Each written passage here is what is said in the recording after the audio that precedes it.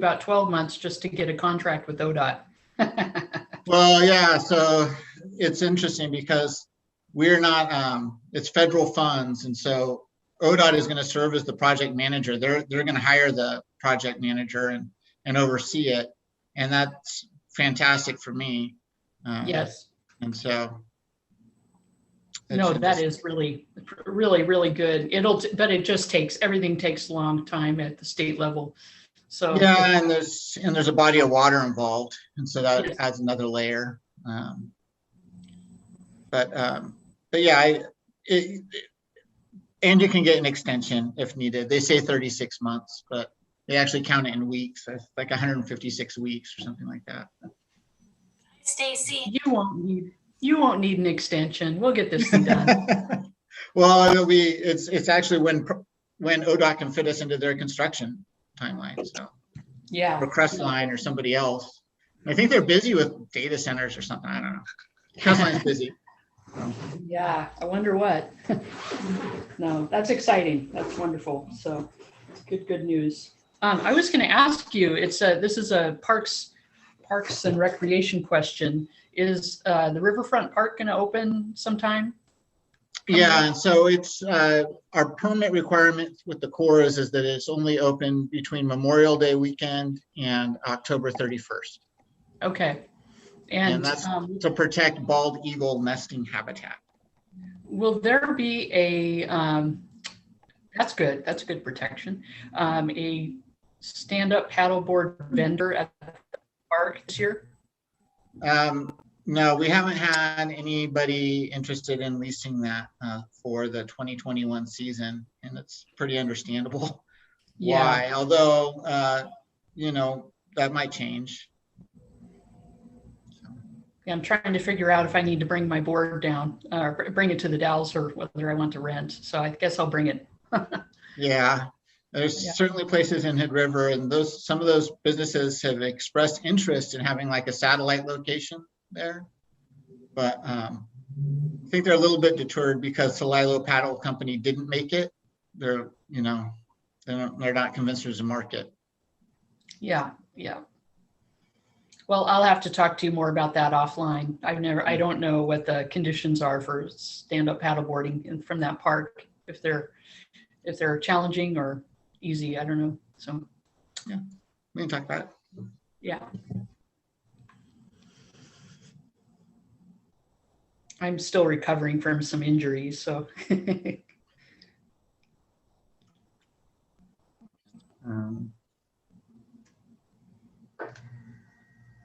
Yeah, Clint Cove is a little challenging. There's more current there. At Clint Cove? Okay. Yeah.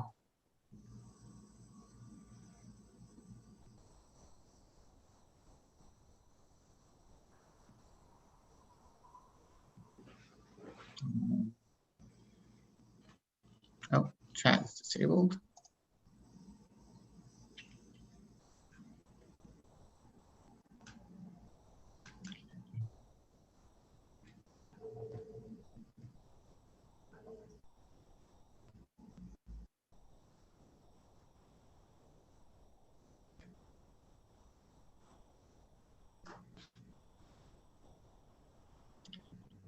Go on. Oh, I'll be right back. 1 second.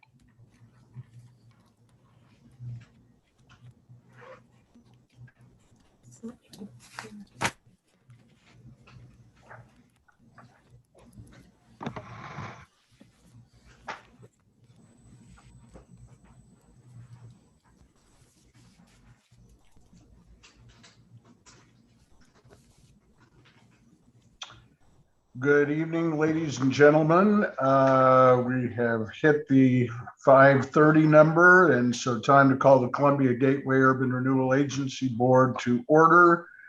Roll call, please, Paula.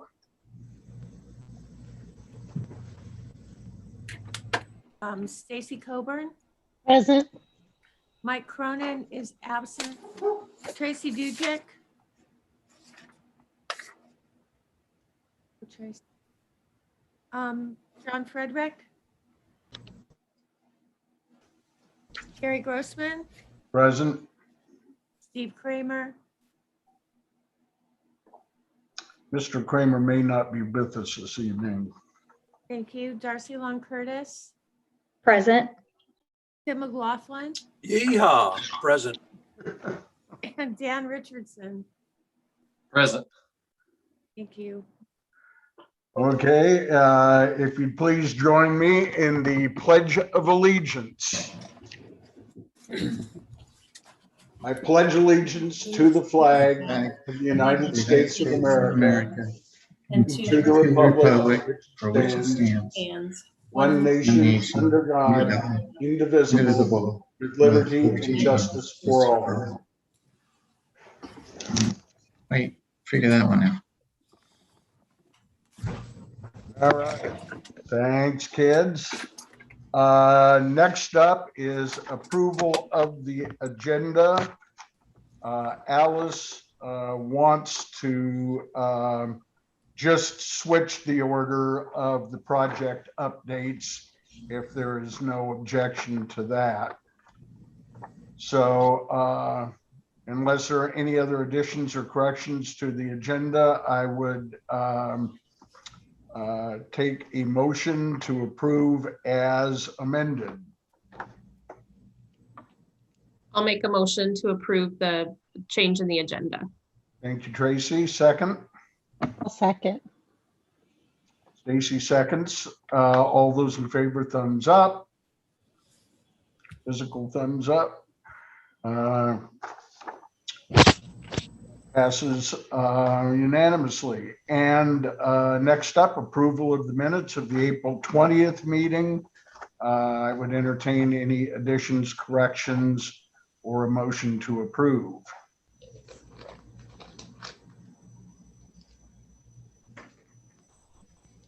I'll make a motion to approve the minutes of the April meeting. Thank you, Tracy. Do I have a second? I'll second that. Thank you, Councilor Curtis. Seems to be blowing up in your neck of the woods. All those in favor signify by thumbs up. Thank you. That carries as well. This is now the time for public comment. The only first comment I would make is good evening, Scott Baker.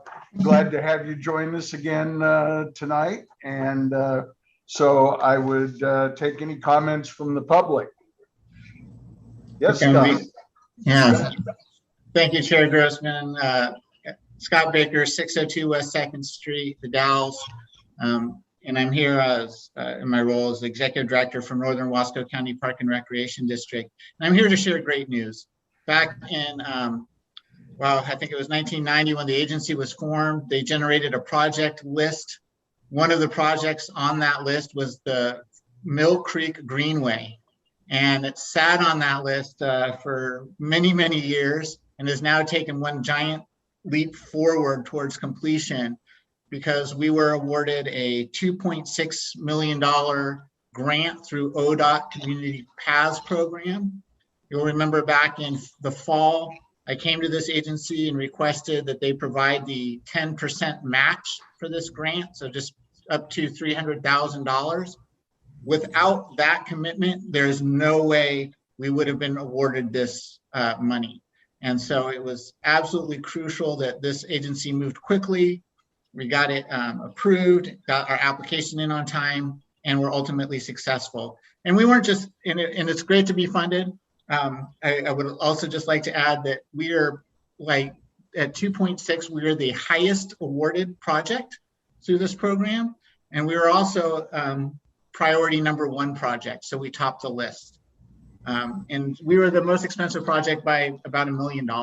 So it's really, really great thing for this community. And I'm really excited to see this segment get built. And then from then, once we get this done, we can look to that next segment and the segment after that and go all the way up to the senior center, connect with the Riverfront Trail, and just make a beautiful greenway for the Dalles. And so just wanted to take my 3 minutes here to just share that good news with you. And you know, you guys can all pat yourself on the back for being forward thinking, and we'll get this thing built.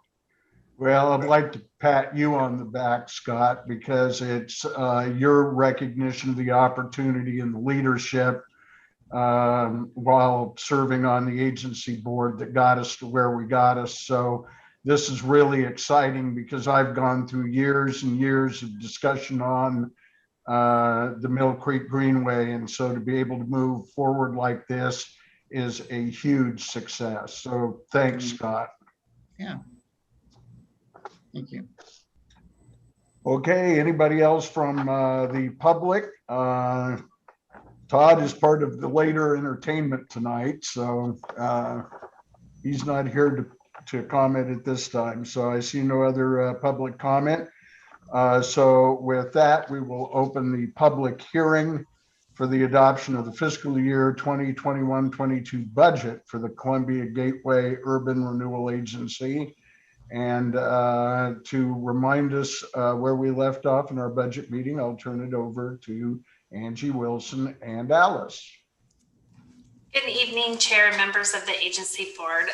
You have before you my agenda staff report for the public hearing item number 7A. It's a public hearing of the Columbia Gateway Urban Renewal District to approve the budget for 21-22 as required by the Oregon budget law in consideration of resolution number 21-001, adopting the fiscal year 21-22 budget for the Columbia Gateway Urban Renewal Agency, making allocations and certifying a request for maximum tax revenue to the county assessor. On April the 13th, the agency budget committee reviewed the proposed budget and approved the budget with no changes. Does anybody have any questions regarding that? Okay. Oh, Gary, I think you're muted. Thanks. I need the t-shirt that says you're on mute, right? So I see no particular questions. In your staff report, there is suggested language for the move to adopt the budget as we dealt with. So I would entertain such a motion.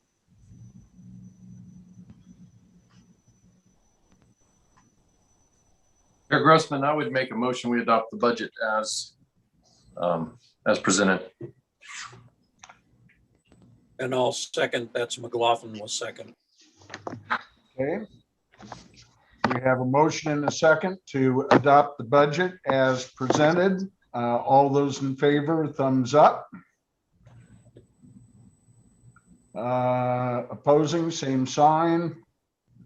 Motion carries unanimously. So, Chair Grossman. Hello. Yes. Could I trouble you or Councilor Richardson to remake that motion and read it as presented in the staff report? I'm sorry for the hassle. Sure, let me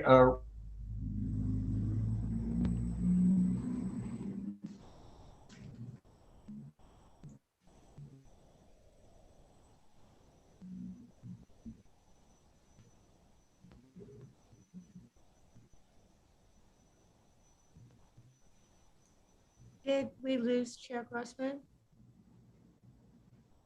I think I ruined his internet connection. with that. restate it, and Dan can run 2020 assessor. Would that be your motion, Councilor Richardson?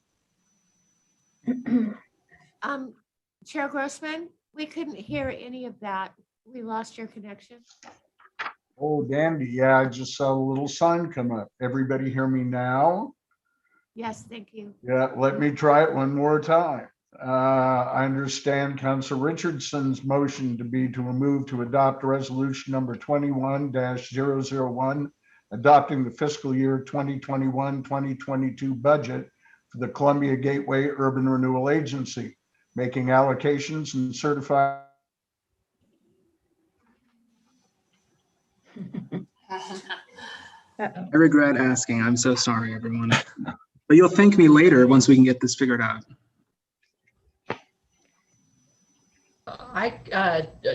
Counselor Richardson could read it. That's another option, or I could. I could if I had it in. I have it in front of me, if that would help, Counselor Richardson. It sure would. Thank Okay. you. Yes. I will move adoption of resolution number 21-001, a resolution adopting the fiscal year 2021-2022 budget for the Columbia Gateway Urban Renewal Agency, making allocations and certifying a request for maximum tax revenue to the county assessor. And That was it McLaughlin- precisely. Yes. And McLaughlin will second again.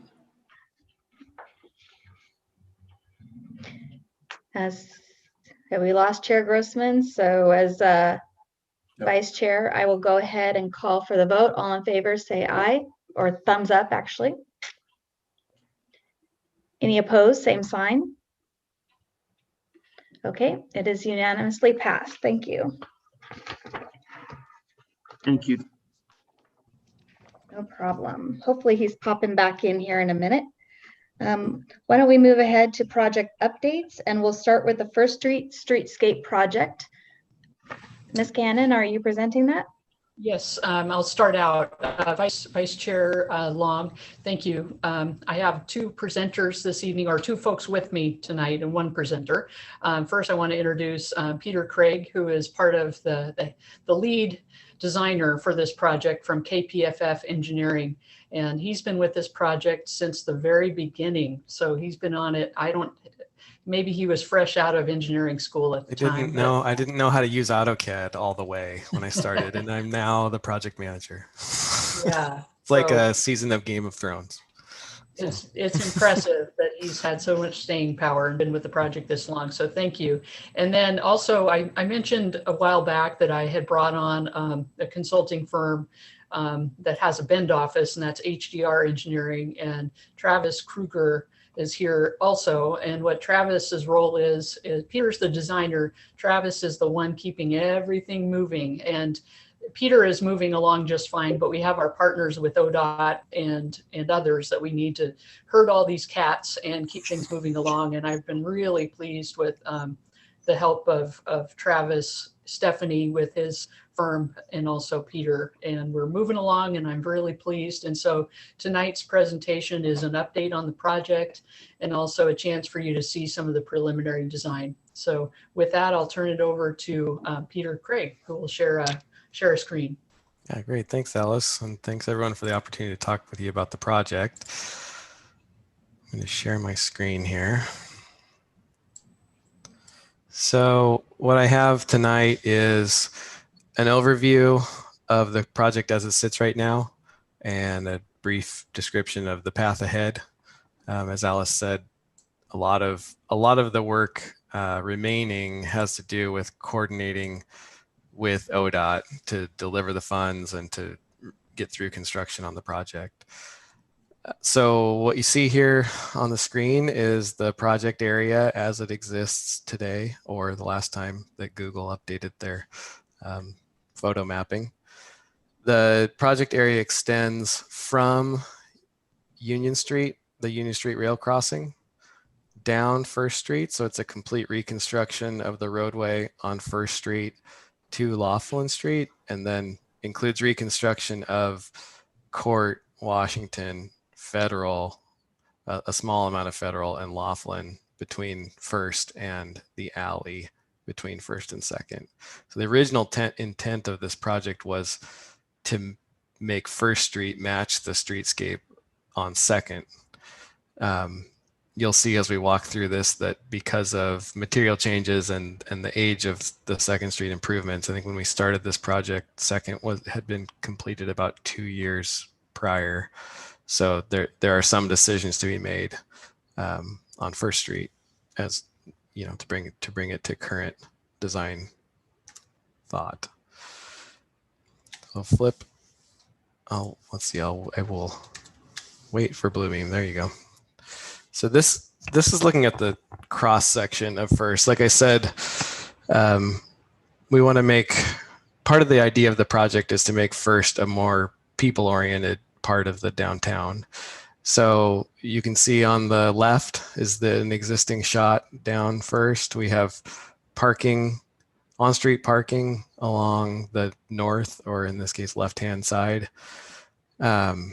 A very wide drive lane, which is useful for trucks, but is really more space than the trucks need to navigate the road, and then a very just straightforward sidewalk. So the intent of the project, shown on the right, is to improve the pedestrian environment. So you can see that here, where we have a 6-foot walkway, but also a 4-foot, what we'd call furnishing zone. So this would have street trees, light poles, bike racks, trash cans, things like that.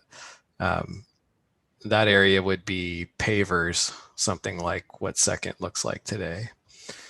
And then we've maintained on-street parking. It'll be moved to the south side of the road instead of where it is along the north side today. And then we still have one eastbound travel lane, but we've also added a westbound bicycle lane. So this allows for two-way bike traffic on First to give cyclists a lower pressure environment to ride in instead of trying to navigate the other streets downtown. So if we take this concept and apply it in the project area, here's a rendering of the current design. The black shading is all new pavement. So this is a combination of full depth paving and some overlay to try to stretch the dollar as far as we can. But you can see that it really is a full reconstruction of First, all the way from Union down to Laughlin, and then these 3 side streets to the alley. This would match into, if you're familiar with what it looks like today. I understand civil engineers are probably the ones who stare at where the old paving ended and the new paving started, but these match lines match into the last paving project that came down these side streets. So the text boxes on the screen, just walking through the scope of the project, blue boxes are pedestrian improvements, green are bicycle improvements, and then red talks about on-street parking. So the pedestrian improvements, like I said, include an improved rail crossing of the Union Street rail crossing. So this would be a pedestrian only improvement of the rail crossing. You know, the original intent of the project was to build a tunnel along the Washington Street alignment under the railroad. So that would have been the primary pedestrian crossing from the cruise ship terminal and the park into downtown, or vice versa, out of downtown to those areas. Removing that tunnel from the project makes this crossing much more important from a safety perspective. So this is one of the current elements that we're working through. So Travis and I met with the city engineer, Dale, and Union Pacific Railroad and the ODOT Rail representatives. ODOT Rail is the authority that governs all rail crossings in the state. We met on site a few weeks ago to talk about design alternatives for this. And, you know, it's a tight area. You can see out there today that there's not a lot of space, and the crossings that exist are, maybe we would say they're okay for the amount of pedestrian traffic, but the idea would be to make a really nice environment where people feel comfortable walking back and forth and really connecting people across the railroad. So then along the south side, we would have a setback sidewalk like we showed in the cross section. And you can see the green circles showing the tree planting locations that are planned so far. Side streets also have rebuilt sidewalks. There's one of the things along First today is that the curb is quite tall in places. And so aside from a better and pedestrian environment, this is also going to improve accessibility along these sidewalk routes. So we'll have current compliant curb ramps, making this a lot friendlier environment to walk in. We have a little bit different design going east from Washington Street. We're maintaining all of the entrances to this parking lot between Washington and Federal, which requires us to bring the curb down. So instead of this being a curb protected sidewalk, as you'd usually see, the sidewalk will be at street level and it'll be protected by bollards. So this allows us to maintain all of these driveway connections and the traffic flow that's there today. And then similarly, we have a different solution along this building.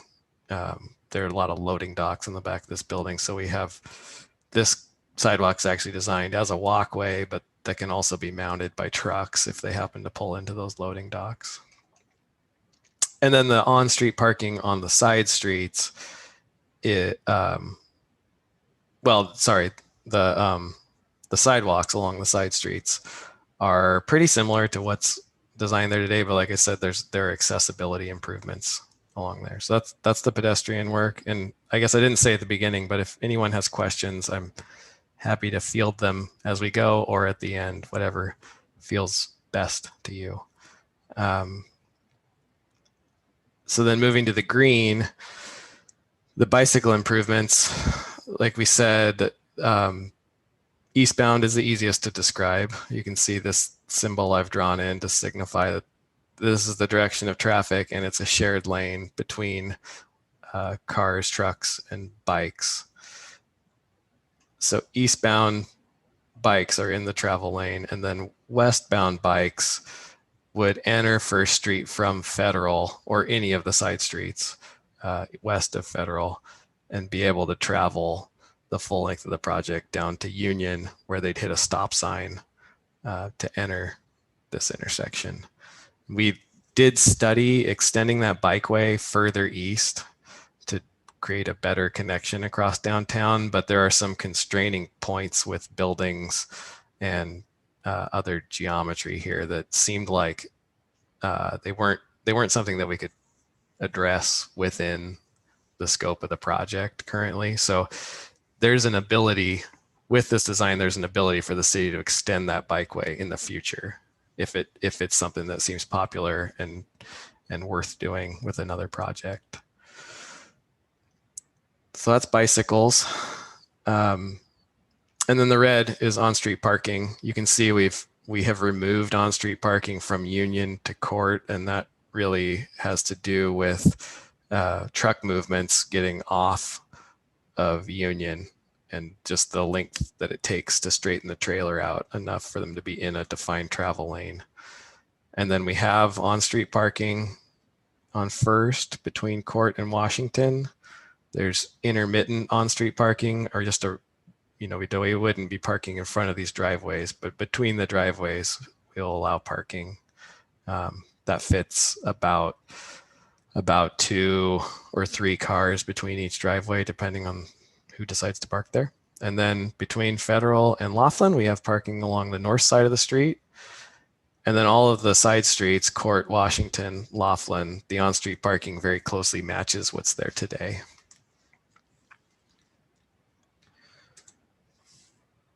So this is just a different view of the project that is a little bit redundant with what I just talked through, but without the shading, this really shows you exactly how the lines match up to what's out there today. I'll just walk end to end on this and describe what some of the lines that seem significant are. We can come back to them if people have specific questions, but you can see some of these spots include trenches that come out in different directions, and the project includes some utility work as well. There's an old water line along First that'll be completely replaced for the length of the project. So some of these are really those connections. Some of them are also, I think these two are actually storm drain connections to improve drainage along First. You can see here, we've kept the angled parking on Washington. We've added these curb extensions for pedestrians that shortens up the crossing. It is not, if you went out there today, it's not necessarily a difficult crossing to make for an able-bodied person, but everything we can do to shorten these crossings up improves the environment, and that just encourages people to use it. And then finally down at Laughlin, this street is really the part of the project that's the closest to the existing condition, but that was really a balance of trying to get some improvements in, but accommodate the uses that are there today. And then I'll loop back here.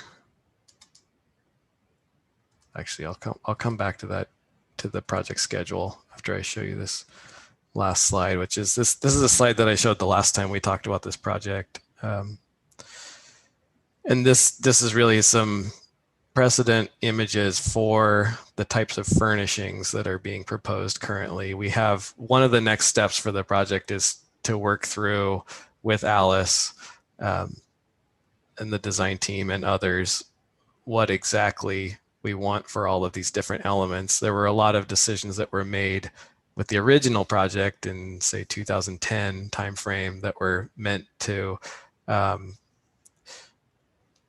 lean towards what second looked like to provide some uniformity in downtown. But with the amount of time that's spanned, and this being a fairly significant project in downtown, that this is an opportunity to sort of set some ideas for what future downtown projects may look like. So we're working through some of that decision process.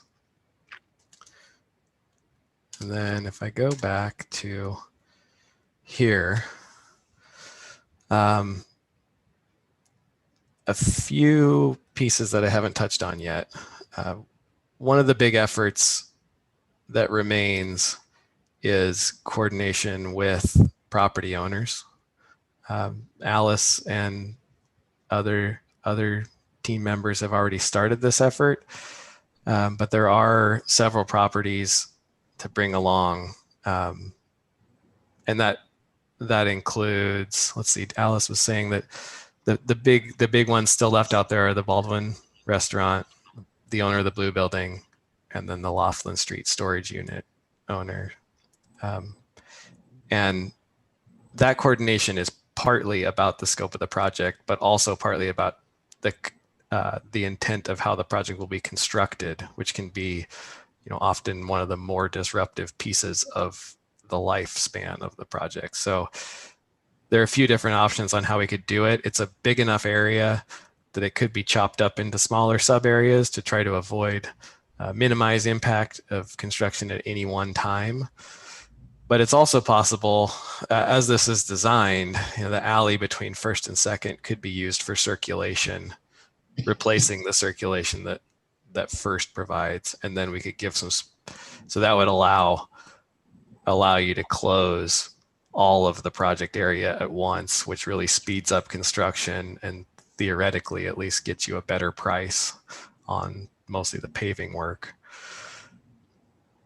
And there'd be, of course, some special accommodations. One of ODOT's big requirements that we're working through now is what they call a temporary pedestrian access route, which is a big focus for them at the moment. So special accommodation to make sure people can still walk around the project site and still access all of the businesses that will remain open. So that brings us to schedule. Our design work is really on a trajectory to be wrapped up this fall. And then everyone says, great, so we'll build it next year. Well, unfortunately, there are some other elements. There are two key gateways of sorts that the project has to make it through with ODOT. One is a right-of-way certification, which requires that the design gets to a certain level, and then all of the easements and property acquisition has to go through the ODOT process, which can take anywhere from 6 months to a year. And then there are also some environmental clearances, which the project originally received all of the environmental clearances, but because of the length of time since that original 2008 project, enough of the methodology has changed that ODOT requested in order for them to stay compliant with federal funding requirements. So it's really federal requirements that are just trickling down. The environmental work had to be redone. So ODOT's leading that effort. So that's the difference between completing the design in fall of this year, and opening bids in spring of 2023. And then, by all accounts, if we can hit that spring of 2023 construction start, this project could be built in one season. So I guess the piece to know about that is, the further you look in the crystal ball of the future with the federal funding process, the less certain this becomes. So where that bid opening date lands exactly will probably be what dictates whether it takes one summer or 2 summers to build the project. And that probably then dictates exactly how you stage construction. So, but that's where we are. Alice, is there anything else that you wanted to highlight to the group? Yes, I just did want to say that we will need to do outreach with all those businesses. That's important. I have started that informally, and the reason I wanted to change the order of the agenda was so that Mr. Carpenter, who's going to present next, could hear this as well. And he owns the Rec Building and the Last Stop Saloon, which fronts out onto 2nd Street between Court and Washington. So he's hearing this, and he's getting some information firsthand, and we'll be doing more outreach as time progresses here. We mindful of all the impacts of the past year, and making sure that this is least disruptive as possible, while getting a really good, important project done. And while you don't know, it's all underground, but those new pipes that we're going to have for water and sewer are significant. That's a significant investment, and it's really going to be helpful to our system to have all of that modernized. In some areas, they're pipes older, or over 100 years old, I think, is what I've been told by Dave Anderson, or close to that. So it's really, this is going to be a very much an improvement to our downtown. And there was something else I was going to say that seemed really relevant, and I've forgotten it right now, but maybe I'll remember it here shortly. So I guess it's worth noting that there's also, along the way, some of the details of the project are just like replacing those pipes are pieces that you won't see but provide a big value in the future. There's some other areas here, like if you walk along that edge and look off into these parking lots, a lot of that sidewalk you would be standing on is supported by, I think, what our structural engineers called rubble walls, which doesn't sound, strong. So a lot of this is like strengthening those below ground facilities so that if development were to come in, you've got a solid place to start from. So. Oh, I know there are three things I wanted to mention. Can you put your cursor, Peter, at the Veterans Building? Yeah, right there. There is an area of, if you zoom in there a bit. So I meant to ask you earlier today, Peter, what the on-street length of the on-street parking is in that location. Yeah, so this is about this. There's a spot here. These dashed lines wouldn't actually be painted. I just drew them on there so you could see where the parking was, but that's about a 60-foot length right there. Yeah, so I'm really pleased to have an opportunity to coordinate with our transit provider. And they were interested early on last summer in seeing if this project could accommodate a transit layover spot.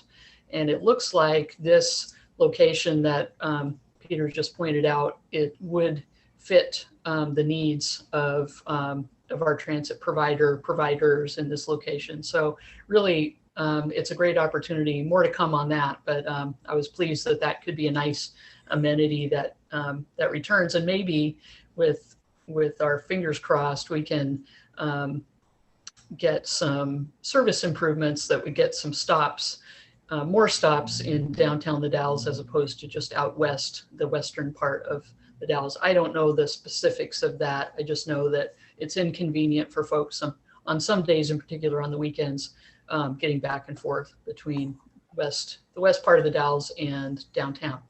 So there's that. And then also, just so you know, the governing agency for agreements for this project, while Urban Renewal is providing the funding, the governing, the group that ODOT will allow us to enter into an IGA with and agreements with is the City Council. So before City Council at the next meeting on the 24th will be a contract amendment, and it's actually, it makes me smile when I say this, but it's amendment number 15 to this original grant. And Peter has been here since amendment. There were no amendments. It was the original agreement.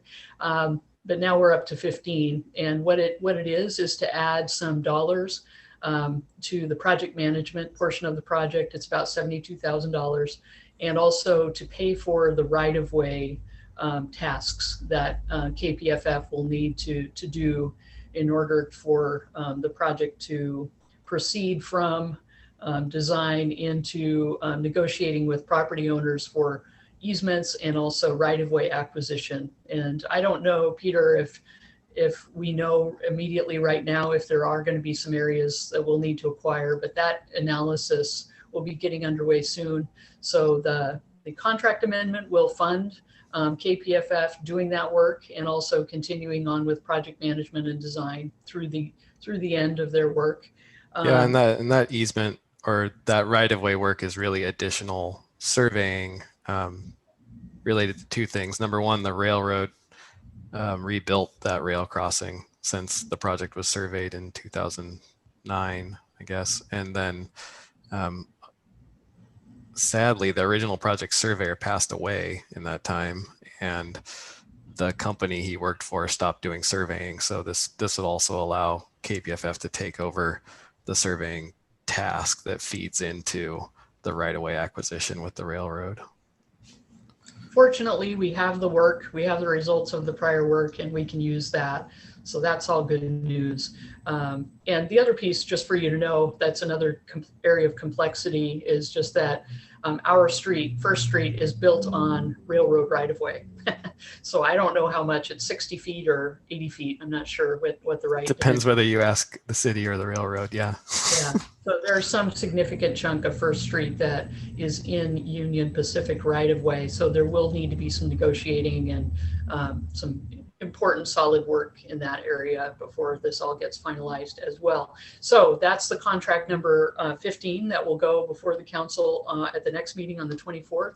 And on June 14th, Jonathan and I have been working really hard on an agreement, IGA, intergovernmental agreement with ODOT, to have them be in charge of the right-of-way process. So they'll be hiring a team and also have their own staff involved with doing the negotiating on our behalf and for the acquisition of any right-of-way and easements for the project. So that's all really important work.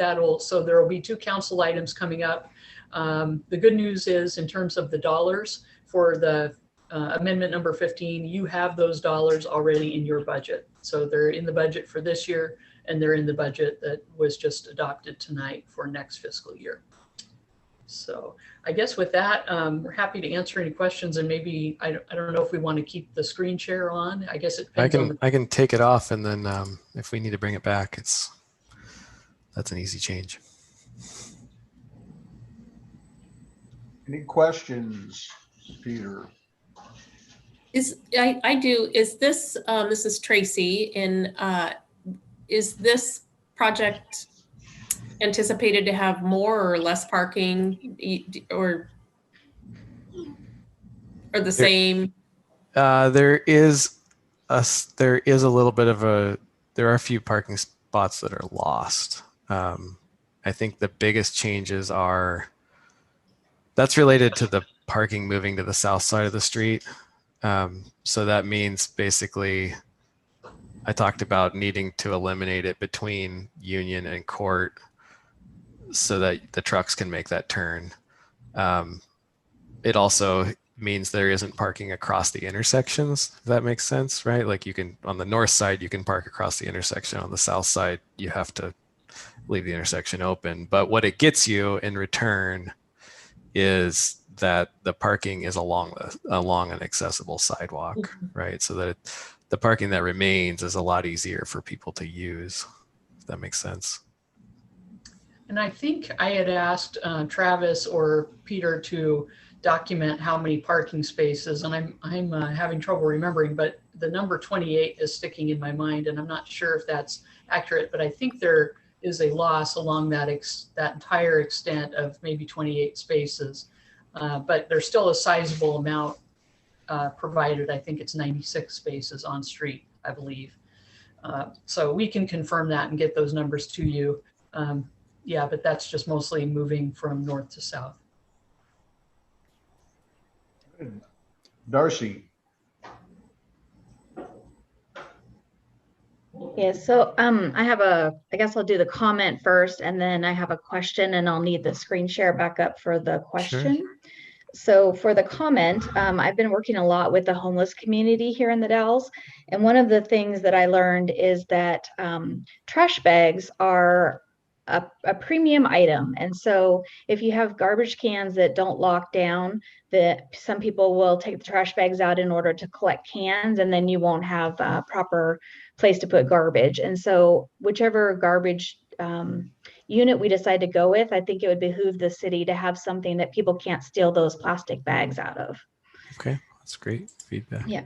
And then the question I had is, so back to Federal Street, right where the Veteran Service Office is, to the right, to the east, there is currently some parking there. And I don't see any entrances to First Street like I do and the parking lot on the west side.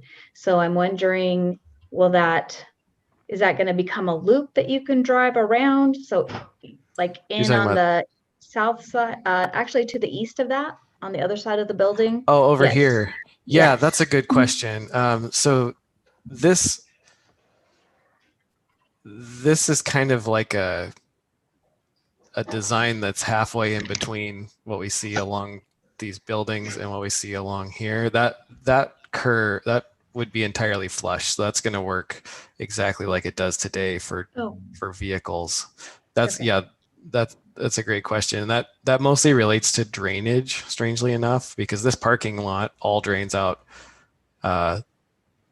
This parking lot in the street all drain to catch basins that are in the middle of this sidewalk. So it's been, and that's a very shallow system. So it's been difficult to figure out exactly how to navigate that. But that's perfect. As far as parking, this is all usable. Okay, that was my question. Okay. Thank you. Other questions? I won't have everybody up here, but yes, Mayor. Thank you. You used the term setback sidewalk. What is the difference between a setback sidewalk and a regular sidewalk, or is there any difference at all? Sure, I believe there's not a huge difference.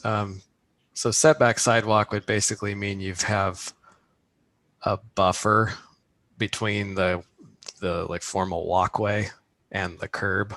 Whereas if we dropped away, where's an example? Like here, the sidewalk extends the full width from the curb to the back of the sidewalk.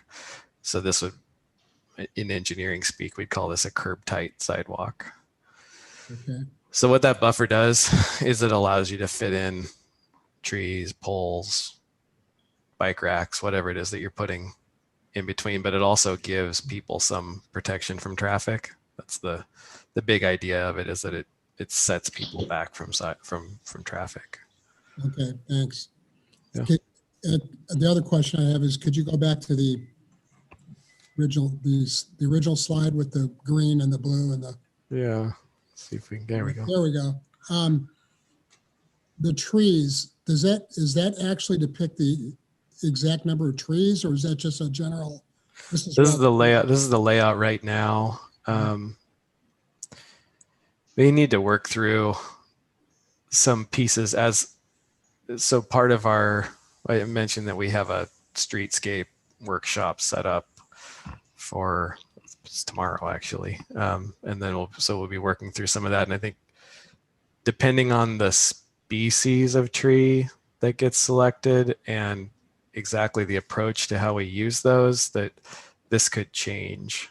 Because really this whole area in that quote unquote setback is available to plant trees, right? So the idea is just, where are the spots where you can get the most benefit? And I think actually, like through here, the reason that there aren't more trees shown in some of these planter areas is that there are a lot of big existing trees, and the landscape architect had some thoughts on how to best support the existing trees as opposed to planting new things that'll work to crowd each other out. So I guess the answer to your question is, yeah, those are the trees that are in the design at the moment. I thought I saw another slide that depicted the name of the tree is the Emerald Sunshine Elm. Yeah, it's a wonderful name, isn't it? But has that been decided? Or there it is. Or is that up in the air like what you were describing before? That's a bit up in the air too. Landscape architect recommended this tree because it does well in more arid climates in the Northwest. It's different than what's planted on Second, but I think if you look at the trees on Second, or this is an engineer trying to describe what a landscape architect would tell you, but I think that the trees are having some health problems, and it leads to a lot of maintenance. We're really just replacing dead trees or not replacing dead trees. And so one of the ideas with this particular elm is that it would do well in that environment. Thank you. I think that's exactly what we need based on our experience on Second Street. Great. Thank you, Gary. You bet. Any other questions for Peter tonight? Chair Grossman, this is Richardson. I have a question, or rather a comment for Alice that I think is kind of fits in. I don't know if it's wise or unwise, but it does occur to me that though it's outside the scope of this project, right immediately west of the railroad intersection is the railroad right-of-way continues. Right now it's a gravel strip that's used as sort of an unnamed street and even a parking area. But that would make a really excellent connection or potential connection,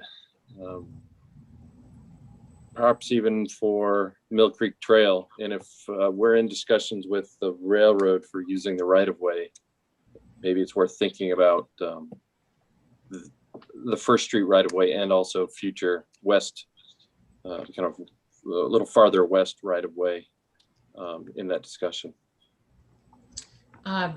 Board Member Richardson, this was discussed there was some idea a couple of years ago of extending the scope of the project west, and Peter probably knows all about that and could tell you some detail. Ultimately, the railroad did not accept it at this time, but I think with the addition of the Greenway Trail, there may be an opportunity after this project is completed to advance that conversation. Peter, do you have anything to add? No, I mean, I think, yes, like you said, Alice, that we did what we call a feasibility study to see what are the issues that would come up and do those make it possible. And I think one of the biggest feasibility issues is how tightly the project boundary is defined with the federal funding. So it could be that those elements are possible, but are much more complicated to deliver inside a federally funded project. So maybe the opportunity that's there actually is that as these conversations are going on, it might be a good opportunity to learn about what the city would need to do to use those areas and extend them in the future, since you'll be talking with the same people. Does that make sense? That's more what I had in mind than in redrawing the scope of this project. Just we actually have laying the groundwork for another conversation. And we have a lot of drawings of possible connections along there and uses for that area that we worked through with Steve before he left. And Alice, I can share that stuff with you so that you have the current version of all of it. Yeah, I know it was shared with the board because I saw some information in a big memo, and I think it was 2018 era or 19. So, and that's at that point, a decision was made to abandon that as part of this scope. But I think certainly everyone holds out hope that we can add it on in a separate project in the future, so that work wouldn't be wasted.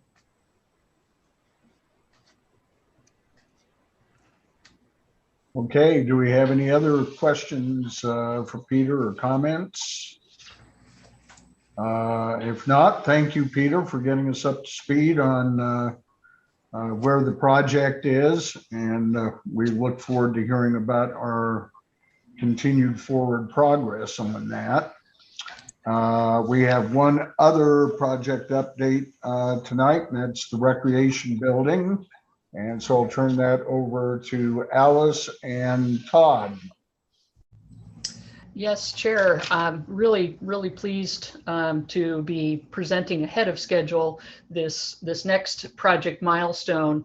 As I mentioned in your staff report, and I'm going to find the page for you here as I pull it up. If we look at pages 29 through 33, I outline that in the last DDA, that revised agreement that you approved at your last meeting, there were some shifts in the schedule.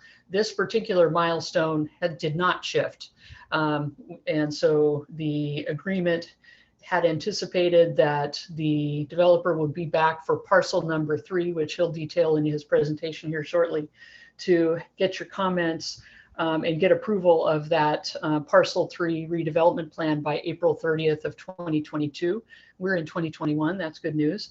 And that, yeah, and so what the DDA had anticipated is that there would be some back and forth conversation with an initial presentation to you, the board, with the developer's plans for parcel number 3.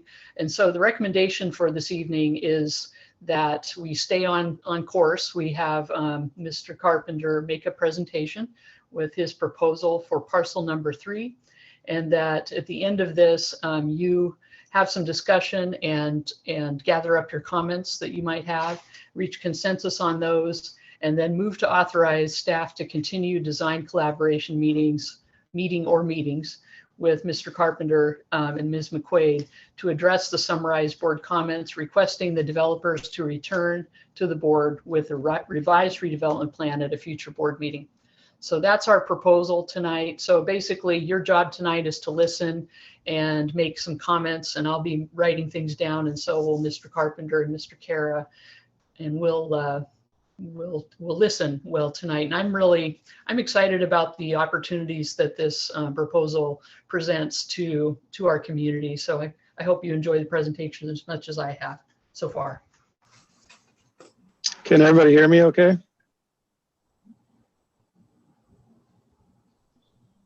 I can't see anybody. I turned off my video. So if anybody says anything, cue me in. You're on, Todd. Oh, thank you. Okay, this is Todd Carpenter. This is for Paula, 216 East 5th Street, Dallas, Oregon. So I'm on my mom's internet here, so I hope everything works out okay. So bear with me a second. But basically, hang on one second here. So we're talking about the west end of the bowling alley. So basically where the old roof collapse happened about, I guess it's been almost a year and a half now. And we're kind of talking about, Carl and I were talking about timelines. We've got, we got some historic landmark deadlines coming up. We've got the Oregon State Diamond in the Rough grant coming up for that $200,000. There's a deadline of early, 2022. The timelines that we just kind of agreed to for the whole project, we really want to get a win for the community. And so how can we basically utilize that area where the roof is collapsed and still meet some of these deadlines and everything. One of the things that we kind of talked about is through the pandemic, the increase, the need for outdoor gathering spaces kind of increased to reduce the spread. And maybe that's an opportunity to kind of look at doing something different with that space. And of course, the Dalles has 300 days of sunshine, so an outdoor space would be kind of nice. Our proposal is kind of to sort of reimagine that space and still engineer a false, basically a historic looking front, just like we proposed originally, that would blend in with some of the other historic areas, businesses downtown, but use the top level space to create an open interior for music events and kind of a dining area. We kind of imagine the space, sort of being an interior space that when you walk in, it's open to there's no roof basically. We're just basically taking out that roof area so that we can, again, meet timelines and things like that and create a kind of a unique area in the Dalles.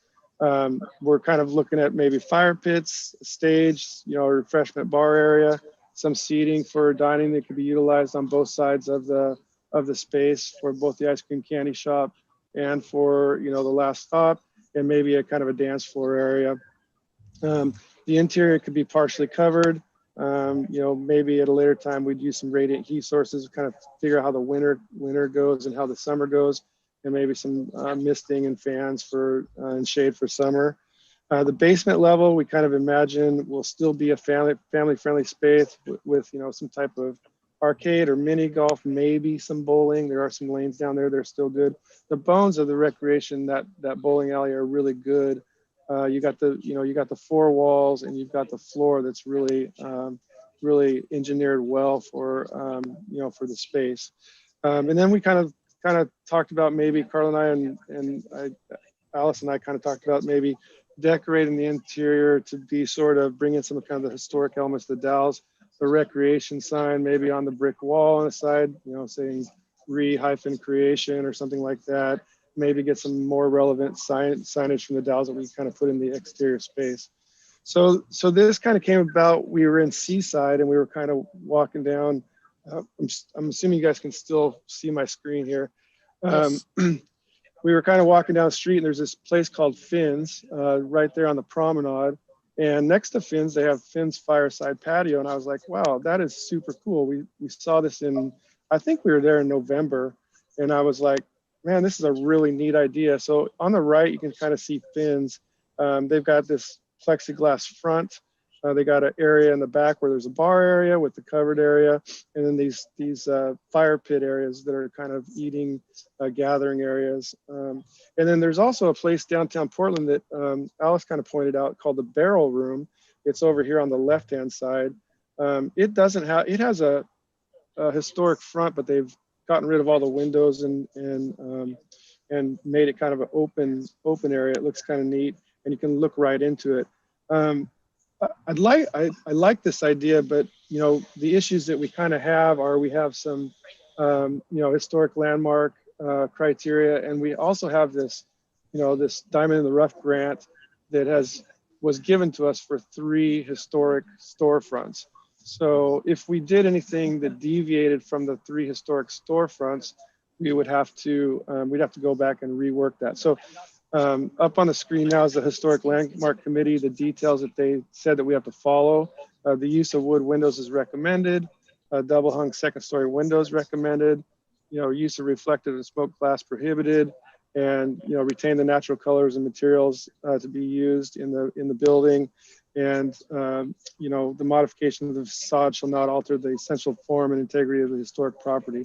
So keeping those all in mind, I kind of went down and talked to somebody on the Historic Landmark Committee and asked him what he thought. And he said, well, why can't you just build a false front? If you remember, you guys all, not all of you, but some of you that were on the original proposal for our deal here, the DDA, you guys approved this original concept that all three buildings would have a wooden exterior with wooden windows, and we would retain any natural historic elements when we started demoing the front of those things. Well, it turns out the only historic elements that are still retained are in the middle building. The east and the west side, the bowling alley side and the dam bar side, both had basically no historic elements on that exterior. But we're still proposing that we would keep, you know, keep this. I had, you know, you guys all know from our last meeting that we had a very long delay with Tennyson Engineering. In fact, our permits are now out of the county, and they had a couple questions. They've gone back to Tennyson, and I'm waiting for Tennyson to do another sketch so we can get our county permits for those two east buildings. But so I went out and I got Byron. Some of you guys might know Byron from LRS Architects. He designed the front of Last Stop. It's obviously not completely finished yet, but he did all the historic sort of wood designs and everything that were in that. And so I asked him to look at what we had done on the two east buildings and if he could come up with something for this whole thing. So he sort of redesigned the interior, which I'll show you next here. But he kind of followed the same design concept that we had. He made it look a little more like the downtown area. You know, some of the other storefronts that we have.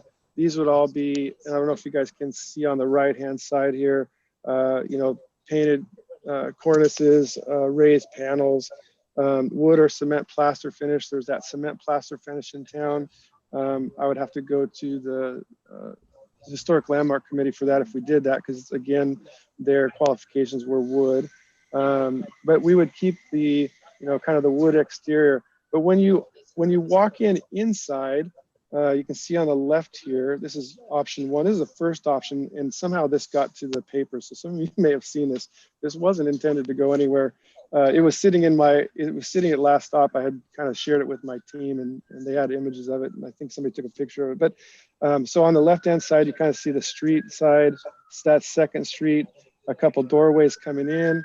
You got your stairway to go down. We've got some ramp access for ADA. And then we've got interior, basically, like I said, would just be open to the sky. So we've got indoor seating. In the middle, you see, you know, 4 rectangle sort of gas fire pits, similar to what you saw on Finn's back here. These rectangle fire pits. And then you've got, you know, a large fire pit, gas fire pit in the middle. And then the green things represent sort of, you know, big potted trees and things like that for shade. And then we have a dance floor or a stage area on the north side, the north end of the building. So that's kind of the concept we're kind of thinking about. I had talked to Byron a little bit more, had him draw up you know, we're still kind of playing around with this whole idea. Again, false front, option 2 here, false front with the ramp and the stairs downstairs and everything. But we added kind of a divider or a barrier where we can set up a POS system to go into maybe the ice cream shop or into the Last Stop. We could have maybe a you know, indoor outdoor kind of bar area where we could serve food and drinks from in combination with what we have going on at the 2 facilities next door, and kind of create just an open sort of outdoor space that's kind of unique to the community, and would allow us to sort of, I don't know if anybody heard me talk on the radio the other day, but the musicians in town, we have the most musicians per capita in the Dalles of any city on the West Coast. And the musicians are very excited about doing, you know, creating this little music city in town and having a lot of venues with a lot of events and doing a sort of a South by Southwest style music event where you go from space to space and look at things. So that's kind of the idea that we're kind of looking at right now.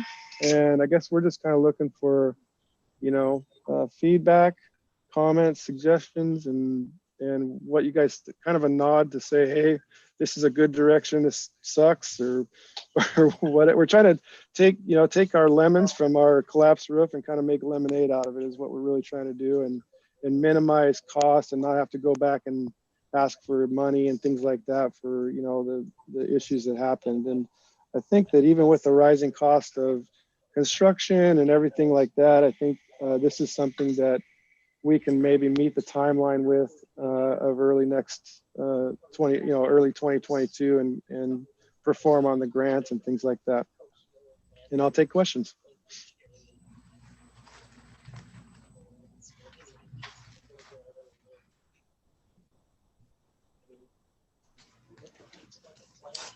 Chair, are you still with us, Chair Grossman? Yep, just need to find you guys on video. There you are.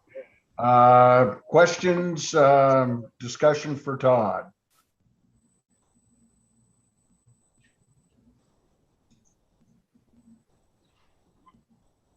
Stacy. I don't have a question, but I just am so excited by the creativeness of him looking outside the box and trying to come up with something new for downtown. And I love the fact that he's trying to offer something for the folks and to be outside, enjoy our sunshine. We certainly have plenty of that. So it looks very exciting, and I appreciate all of his hard work and willingness to give it a shot. Good. Thanks, Stacy. Other comments? Input for Todd in terms of suggestions. I've kind of known this was a direction he was, Todd and Carla were going in, and as Stacy said, I think it's very exciting. Well, Darcy. Well, I just wanted to add that I agree with that as well. I mean, no feedback is probably not very helpful for him. So I'm also very happy that we'll be doing something, whichever way they go down there. I think all those look good for our downtown, and getting that recreation eyesore out of there, and then opening up that space and really having some fun activities, not just another eatery, but still an eatery and an area to hang out. So I think that's great. Absolutely. Thank you, Darcy. Anyone else? Alice. Yeah, Chair, just one thing that I will want to nail down, and I know the Historic Landmarks Commission will want to do the same, and that'll just be make sure we know exactly what the external materials are going to be. And I know there are two choices out there. One would be the wood and the other is a plaster material. And certainly there could be one thing on the ground level and one thing up above. It just depends. So we'll get that nailed down. That's going to be important to me, is making sure that we have some certainty around that, on how it will look. I really like the current, although I know Mr. Carpenter is going to spend some time after this project is done cleaning that brick that sits above the current Last Stop Saloon. So that's a little bit, I don't know, soiled or dirty at this point, but that'll be cleaned up. And I don't know if you've ever paid attention to the details of the first level of the siding and the materials on the first level of Last Stop Saloon are these beautiful wood panels. And I really like it. And it's really warm and rich and inviting and very, very, very much an Oregon facade. So it's very unique in that way. And I hope that this facade can draw from some of that inspiration as well. So that's one thing. The other thing is, I had talked to the chair about this, and I don't think I've talked to anyone else, and Mr. Carpenter too, is we have an opportunity with Tony's building. There are some really, I'm going to use my word cool, there are some cool signs on the Tony's building that are really neat and retro. And it would be wonderful if someone could preserve those and reuse those. And I think Mr. Carpenter, Ms. McQuaid are interested in taking those off our hands and maybe using them in this space inside. And I think it could be really, really neat to save that little bit of history. And I know that I was wondering, gosh, would somebody save the Tony's name on the sign? Would that be preserved, or would they want to put in their own panels? I think Mr. Carpenter was talking to me that they might want to preserve that, the Tony's. I think that yeah, I think, sorry, can you guys hear me? Yeah. Yeah, I was kind of thinking after Alice told me that maybe we could put the Tony sign inside that, that area, and maybe use the one that doesn't have a name on it for last stop, and maybe take out that wedge sign and kind of preserve both of those signs. One new, one is the Tony's, and one as the new last stop signage. Would be kind of cool on the street. If that becomes an option, we would be interested in that. So I'd keep that in mind as we move forward. Yeah, Chair, I'd be interested in your any initial reaction from the board on that idea too, because I'm sure we'll have to have some sort of a conveyance document in front of the board on that. Jonathan will tell us what we have to do to convey it over to Mr. Carpenter, Ms. McQuaid. Any comments concerning the signage that we own?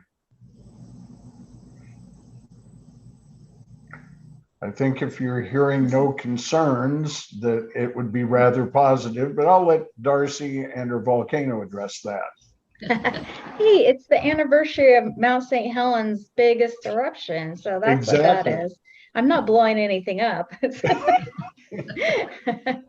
No, I think that conveying those signs over and having them used downtown is a wonderful idea, and it goes along with the theme that we've had recently of bringing in some other neon signs and putting them on buildings, and it continues that theme. I think it's a great idea.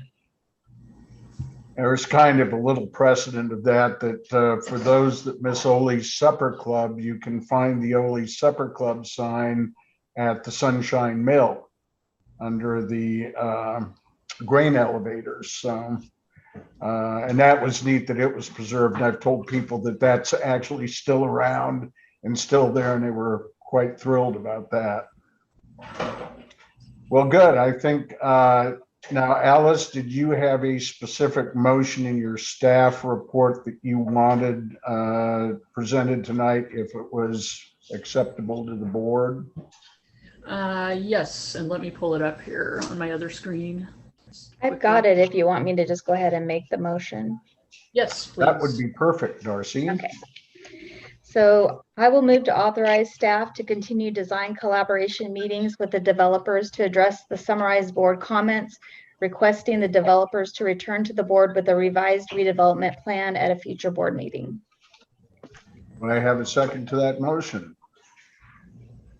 I'll second that. Dan seconds the motion. All those in favor signify by a thumbs up. Against, same sign. Get your thumbs down. Okay, you're good to go, Alice. All right. Well, thank you. Go ahead. Thank you. Thank you. This was exciting for me to see this moving forward, and I've really enjoyed working. Jonathan and I have enjoyed working with Mr. Carpenter and Ms. McQuaid so far. So thank you. Well, Todd's been a great partner in town, so that's exciting to see this all move forward and get cleaned up. It's the kind of things we're in business for here in urban renewal. Okay, with that, it's time for any board member comments or questions. Do I have any additional board members? Thank you. Thank you, everybody. Sorry, I keep cutting out, but thank you, everybody. I'm going to back off. Hey, well, thank you, Todd. Thanks for the presentation. That was very informative. So not seeing anybody that wishes to comment at this point in time. We arrive at the end of the meeting. Alice? Sorry, I'm not on the agenda to talk at the end, but I'm going to ask if I can, and that is, I just wanted to give you an update in a couple of areas. I think if we are able to get something worked out with Mr. Carpenter, we might be back with you with a final redevelopment plan next month. I don't know if we have anything pressing, other agenda items pressing at this time. However, in July, we are going to aspire to, I don't know if we'll make it. I don't know if we'll make the deadline, but either in July or September, we plan to have a bid have you award a bid to the award a contract to the for the Tony's demolition and environmental remediation work. So Jonathan is working furiously on that, and really appreciate his help. Our plan is to pull together all of the elements into one contract, and that would be the demolition, but also the asbestos, other hazardous materials, and the underground storage tank all into one contract. And the contractor may need to pull in some subs in order to accomplish all that work. But that's how it's going to be packaged together. So we may be back before you as early as July, in which case we might be able to begin some work, and it's probably the environmental cleanup work this fall. So that would be our goal. Okay, good. Okay, with that, we will be adjourned until our June meeting. If we have enough on our plate to hold that meeting, we'll keep you informed. Other than that, enjoy the great weather, and everybody stay safe, and we'll see you next month. Take care.